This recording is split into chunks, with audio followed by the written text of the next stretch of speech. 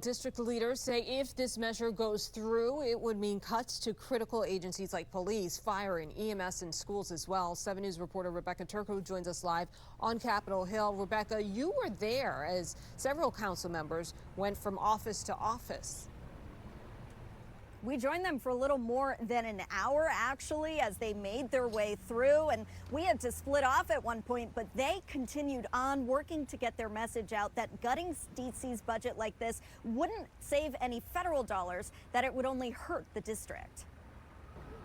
Some council members traded the Wilson Building for Capitol Hill today to plead their case for the district, urging Congress not to reduce their spending levels. These are devastating cuts that would happen, and I think, frankly, a lot of members of Congress probably just don't even realize what they may be voting on, taking $1 billion out of the budget. They're concerned about ramifications. Very scary. It would be devastating to the impact for our city, for our residents, cuts to police, fire, teachers. We got to make sure we're talking to these members and fighting for DC. Council members Charles Allen and Robert White joined 4 of their colleagues. They want lawmakers to know the district operates like a state, not a federal agency, which means holding them to 2024 spending levels doesn't save federal dollars, as the vast majority of the district's budget is taxpayer dollars. First, the council members went to the House Speaker's office in the Cannon Building. They were there just minutes before they were sent on their way. Then they walked over to the Rayburn Building, to D.C. Congresswoman Eleanor Holmes Norton's office.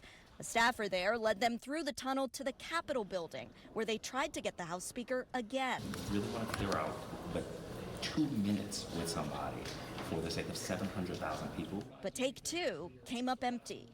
There's a lot at stake. 2 minutes is not a lot to ask for such a tremendous impact on DC residents, public safety, schools. District officials say 10 agencies, including police, fire, public schools, and the Metro, make up 70% of their local funds budget. Such a large cut so late in the fiscal year would mean large cuts to those agencies. It just locks up our tax revenue that our taxpayers paid in a bank account. And we won't be able to spend it to deliver services. And more than that, it will force firing of police officers, firefighters, teachers. It'll have a devastating impact.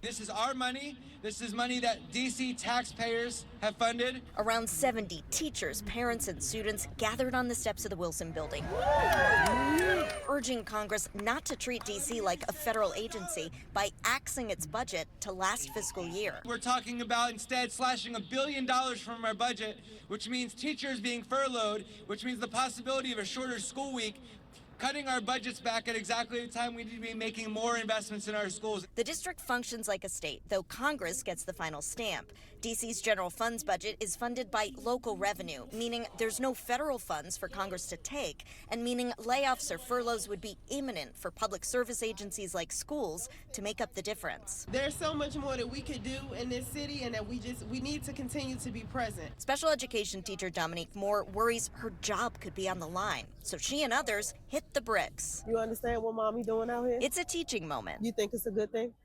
Okay, good. Dominique wants to show her what's at stake, why all these people are banding together. Teachers, fire, EMS, there's just so many different layers that are at stake. But slashing this money just puts us all at stake and leaves the most vulnerable communities even more vulnerable. Behind the scenes, district leaders continue pushing Congress to restore $1.1 billion to their local budget, a budget Congress had approved last year. We're very confident, and we're going to keep working with the Congress until its final passage. As it stands, the president signed off on a measure to avoid a government shutdown Saturday, a measure which treated D.C. as a federal agency and included that $1 billion slash to the district along with other agency cuts, except D.C. operates like a state, spending from locally generated revenues. I think that we got into this situation because there was a misunderstanding on the part of the staff who drafted the continuing resolution. On Friday, the Senate approved a bill that would revert the $1 billion plus of local revenue back to D.C., but the House still needs to approve it. The chief financial officer says there's not an immediate deadline for him to get an answer from the House as far as being able to meet fiscal year 24 spending. I know the council and the mayor are working through both scenarios, one where the correction is made by the House agreeing to the Senate's bill, And then second, if that doesn't happen. District leaders say making up that difference would mean large cuts to public safety agencies, schools, and human services. But the CFO says no immediate cuts are happening. We're halfway through the fiscal year, so no department is overspent even the 24 level or is close to spending the 24 level simply because of where we are in the fiscal year. So that gives the mayor and the council time to make these really difficult decisions of how to react to a scenario where the CR becomes law.